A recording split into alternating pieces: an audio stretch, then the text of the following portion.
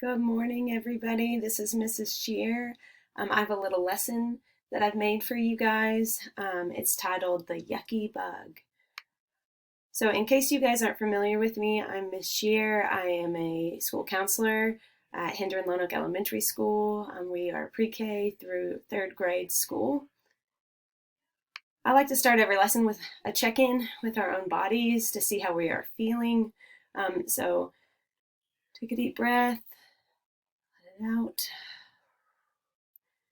See what kind of feelings you're experiencing. Are you having a great day? Are you smiling? Do you feel really happy?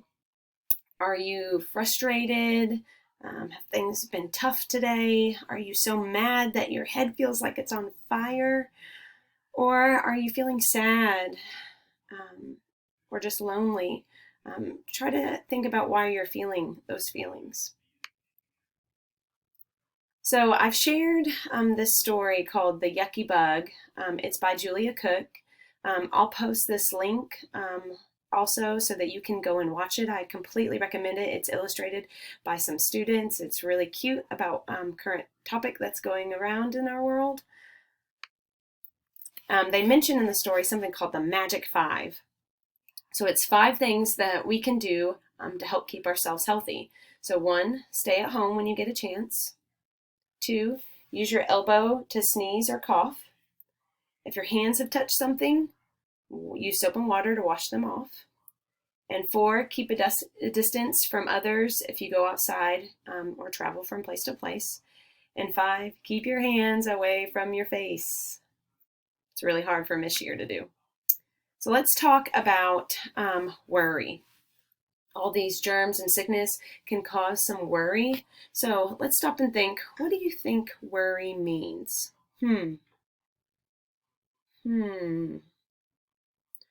Worry can be a feeling we have when we don't know what is going to happen. It's something that happens inside our bodies, and it causes some different experiences. They can be thoughts, or emotions or images that we have that cause our bodies distress, which causes them different feelings that aren't always positive. They don't feel so good. So worries can be big or they can be small. So big worries would be like, what happens if lightning strikes our house? Or what happens if I fall down in front of everybody? Those worries can cause sensations inside or outside our bodies. When we feel worried or our brains expect something scary to happen, there really isn't something there, but it makes our body think something is there. And I don't know about you, but sometimes we can experience different things inside our body that are kind of scary, like headaches or head hurts. Your heart might be beating really fast. Your legs might feel like jelly, or you might feel like Miss Shear does when she gets nervous or worried. I feel butterflies in my stomach. So which one of these do you think you feel when you feel worried? Talk to a grown-up about your different feelings that you experience. So when you feel those feelings, there are so many different things that we can find ourselves worrying about. Some of those things are in our control, and some of those things are out of your control. So what Miss Shear likes to do is a self-talk practice where we say, is it in our control or out of our control? So if you look at this slide, our worries are things we are in control of. We can make positive changes. So if it's something that we can control, that means that I can change it. You can change it for the positive. So like this Play-Doh, we can squeeze the Play-Doh, we can shape it, we can mold it, and we can change it the way we want to change it. That's something we can control. Now this rock, when I squeeze it, no matter how hard I can squeeze it, it won't change. When we worry about things we can't change or control, they don't change. We put a lot of energy into it for it not to change. So think about that next time. Can you control it or can you not control it? So here are a whole bunch of things that we can either control or can't control. And those things we can't control, we need to let go. So things we can't control are things like other people's actions or words, my hair color, skin color, eye color, those kind of things, what other people think. I can't control those things. I have to let those things go. But some things you can control and make positive changes are like my words, my tone of voice. That means how high or low or respectfully I talk to people, how I treat others, my behavior, and the way I talk to myself. Those are all things that I can control. So you've got to work very hard on those things you can control to make a positive change. So something that Miss Shear does, when I'm feeling really worried or anxious, I'll stop and I'll say, I can't control blank, but I can control blank.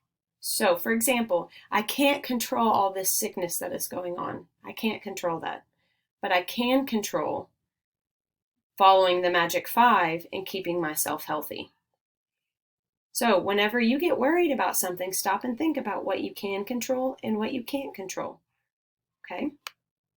So if you haven't got to that point yet and you just need something to decompress and calm yourself down, I've put a whole bunch of different coping tools, and I will post this separately too, like going for a walk, drinking water, read a book, getting a hug. Things like that can make you feel better and cope with when you have those hard feelings and big emotions.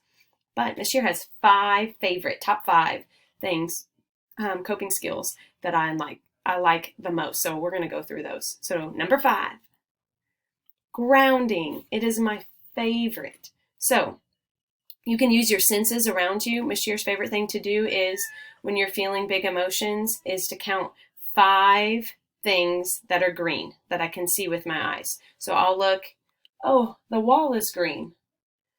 That rubber band over there is green. That's 2. That jacket is green. 3. That binder is green. 4. There's green on that board game. 5. And that helps connect me to the thing that's the presence in the world that is around me and the things that are happening in that moment. So you can stop and think, what's the temperature like? I can hear a clock ticking.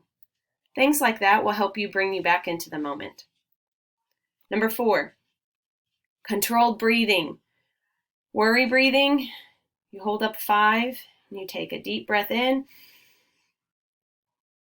count your fingers up, and then exhale out.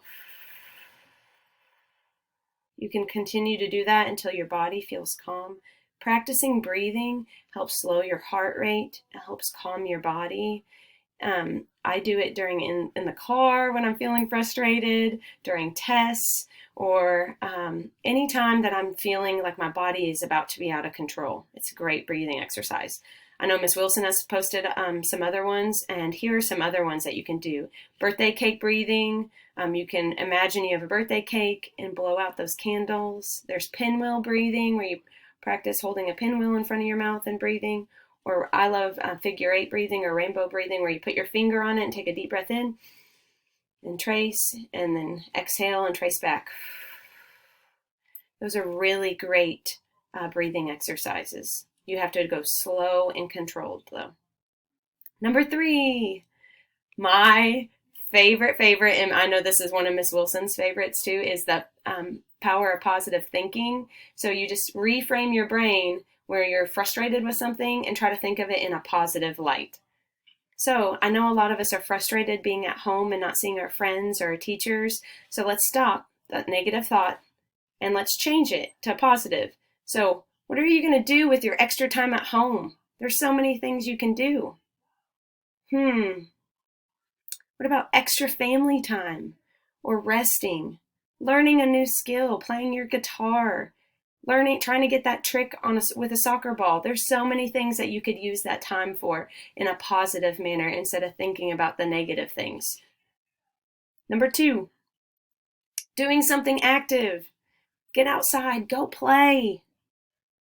Run, jump, do some exercises. Miss Shear loves exercising. So all of that stuff is very good and healthy for your body, and it's good for your brain too.